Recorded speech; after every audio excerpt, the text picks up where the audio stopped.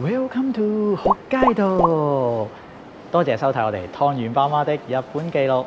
Hello， 大家好，我係湯圓爸。咁今日咧，我哋嚟到呢個 JR 嘅札幌站啊。咁我哋咧上次咧就 upload 咗一條介紹札幌站嘅交通購物指南嘅影片啦。咁咧就非常之反應大啊！咁今日咧，我哋就諗住再次同大家介紹 JR 札幌站 Stella Place 裏邊6樓嘅美食街。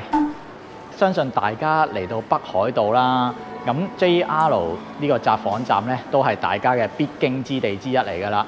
無論去道東、道北、道南都好，大家如果搭交通工具嘅，都要喺呢個 JR 札幌站度出發嘅。咁大家出發之前，梗係想醫飽個肚先啦。咁點樣可以揀到一個啱心水而又好食嘅餐廳？而家就等湯圓爸即刻帶大家去睇下呢個 Stella Place 6樓嘅美食街有啲咩好食先。事不宜遲 ，Let's go！ 如果你仲未訂閱我哋頻道嘅話呢，就快啲訂閱返啊！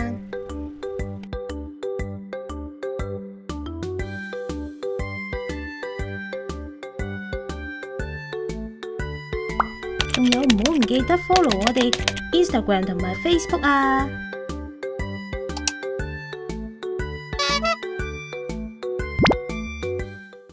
首先，我哋由日式料理開始介紹啦。講到北海道嘅名物，不可不提嘅當然就係缽打當豚當啦。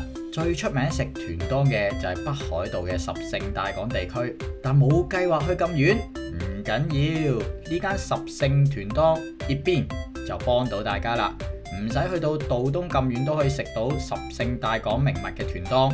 而且呢間一邊更加係創業60年嘅老鋪直接營運嘅，味道梗係有信心保證啦。大家見到一風堂係咪即刻諗起香港嗰間呢？雖然真係同一間嚟嘅，但千祈唔好用香港嘅水準同日本呢一間一風堂 K 嚟比啊！首先不談香港間一風堂已經係由香港嘅連鎖集團營運，日本一風堂嘅味道可以話同香港嗰間係100% 唔同㗎。所以大家嚟到想揾拉麵食嘅話，就可以考慮下呢一間一風堂啊！湯圓爸保證同香港嗰間係完全唔同嘅感覺㗎。呢間由食豚菜熱煎呢山主要係食豬肉料理嘅，佢哋用嚟自日本鹿兒島嘅黑豚肉。午餐時間有大量嘅 set lunch 可以揀，例如炸豬扒定食、蒸豬肉套餐，仲有蕎麥麵同湯麵等等嘅選擇。而晚市更加有火鍋同燒肉套餐，加上呢間鋪地方夠大，如果大家係好多人一齊去嘅話，咁相信呢間呢就可以唔使等咁耐就會有位㗎啦。講到日本嘅炸豬扒飯定食，不得不提嘅就係 Tonkatsu Wako 和幸啊！每當有朋友問去日本想食炸豬扒飯邊間好嗰時，我都會即刻答和幸啦。雖然佢未必係日本第一嘅炸豬扒飯，但係佢勝在係連鎖式經營，差唔多全日本都有佢哋嘅分店。再加上炸豬扒保持一貫嘅水準，肉厚而多汁，而且白飯同沙律菜都係任添嘅，所以都係一個唔錯嘅選擇嚟㗎。呢間 Dekitateya 係一間和食居酒嚟嘅，主要提供刺身飯同埋各種燒魚定食。除咗定食之外，佢哋仲有大量嘅海鮮嘅單點料理可以選擇。而且佢哋係由對面嘅著名壽司店根室花園所經營嘅，所以海鮮嘅質素咧都會有保證。如果大家係想以海鮮為主，就可以考慮呢間啦，價錢都尚算經濟實惠。如果大家係想食蕎麥蕎麥麵同炸天婦羅嘅話，就可以去呢間白雲啦。鋪頭係由創業歷史有40年嘅蕎麥麵老店所經營嘅，蕎麥就有冷同暖可以揀。就算夏天嚟到啊，都可以食個凍嘅蕎麥，唔使食到身水身汗啊！而且佢哋仲有鰻魚飯提供，都係其中一個可取之處嚟㗎。接住落嚟就係大受遊客歡迎嘅人氣壽司店根室花園啦。開門前已經排晒隊，基本上平日任何時間都要等1個鐘頭以上嘅超人氣店。而佢哋嘅介紹就可以參考翻我哋之前嘅影片《美食擂台大比拼：根室花園大戰陀利東》呢條片啊！除咗北海道之外，呢度仲有咩著名嘅地方料理？有就係呢一間仙台牛舌屋利久。日本最出名食牛舌嘅地方就非仙台莫屬啦。而呢一間利久就可以食到仙台著名嘅口燒牛舌。冇去過仙台，又想試下口燒牛舌嘅味道，咁就可以去呢間仙台牛舌屋利久試下啦。嚟到日本，其中一餐走唔甩嘅就梗係食燒肉啦。呢度亦都有一間燒肉店可以選擇嘅，就係呢間牛角啦。雖然牛角都係喺香港有嘅連鎖店嚟嘅，但日本嘅牛角同香港嘅牛角相比，無論喺服務、價錢同埋食物質素都係拋離幾條街嘅。想要食燒肉又要就腳嘅話，就可以揀呢間試下啦。日本料理就介紹完啦，接住落嚟呢就係洋風料理，即係西餐啦。呢間 Minoru Dining 係以北海道產食材嘅西餐為主，包括漢堡扒、雞扒、牛扒等等。而佢嘅賣點係 lunchtime 嘅 menu 可以加220 yen， 就可以加個沙律吧，可以任食沙律啊！仲有佢哋嘅甜品巴菲，全部都係道產牛奶製成噶，真係非常之吸引啊！接住落嚟，芝士控嘅朋友就要留意啦！呢間 Cheese Restaurant Ricotta， 一聽佢個名就知道佢主打食芝士，由 pizza、意粉、奄列飯到芝士焗飯等等，只要有芝士嘅料理都應有盡有啊！包沙律、甜品、飲品嘅套餐價錢由1500 yen 起，中意芝士嘅朋友就不容錯過啦！帶住小朋友一齊嚟旅行嘅話，就可以考慮下呢間創作 Omurice Pomunoki。咁佢哋有大量唔同款式嘅奄列飯可供選擇，一來奄列飯小朋友容易入口，而且仲可以自己選擇份量，真係男女老少，由小朋友到大胃王都啱晒啊！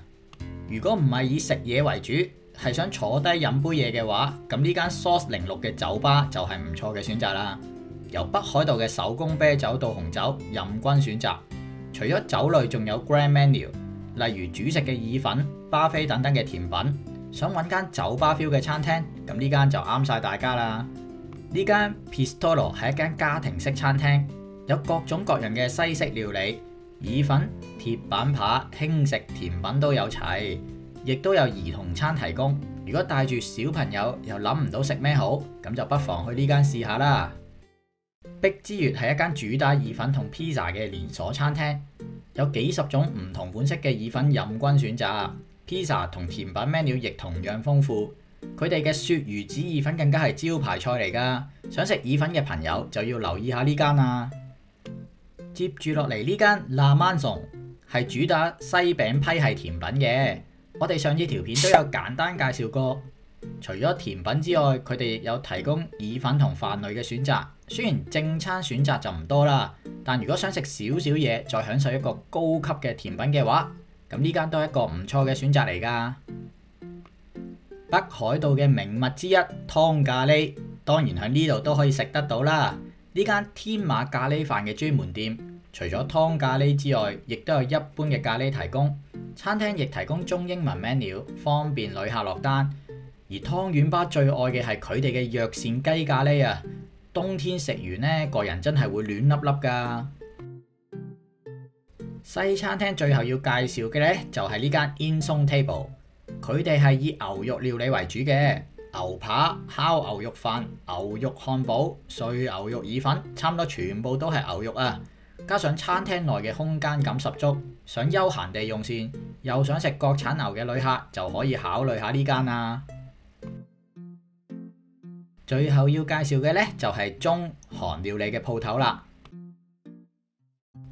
呢間韓國菜師宅以融合日韓同藥膳為主題，提供多款韓國料理，如韓式冷麵、石鍋飯等等。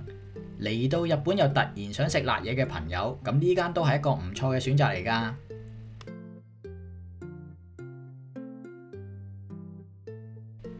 再嚟嘅就係大家都耳熟能詳嘅鼎泰豐啦，由中港台到全世界都有分店，響日本亦都係非常之受歡迎嘅中華料理之一。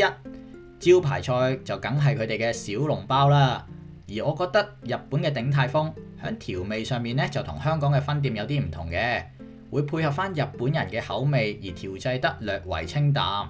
咁食得太多日本菜，又想食翻下中華料理嘅朋友，絕對係可以去試下㗎。最後一間要介紹嘅呢，就係呢間中華料理北老虎。如果鼎泰豐嘅 menu 滿足唔到大家嘅話，咁相信呢間北老虎就係你哋嘅選擇啦。點心、小籠包、炒飯、擔擔麵就不在話下，更加有大量嘅日常小菜同家常菜。想向日本食中華料理嘅旅客就可以留意下呢間啊。其實除咗6樓之外 ，Stella Place 內仲有10幾間唔同嘅 coffee shop 嘅，提供各類咖啡、輕食、甜品等等。如果6樓介紹嘅餐廳唔啱，大家都可以留意下其他層數嘅 coffee shop， 睇下會唔會揾到啱心水嘅嘢食㗎。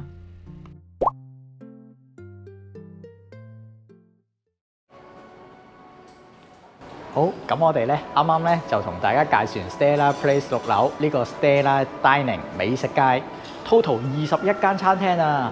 咁係咪應有盡有咧？大家基本上想食咩都可以喺呢一層嗰度揾得到嘅。咁但係咧，大家要留意翻咧，就係呢個 Stella Dining 咧，所有鋪頭咧都係開11點嘅。咁如果大家係想食早餐嘅話咧，咁就要留意翻啦。想食早餐嘅朋友就可以去翻 Stella Place 樓下。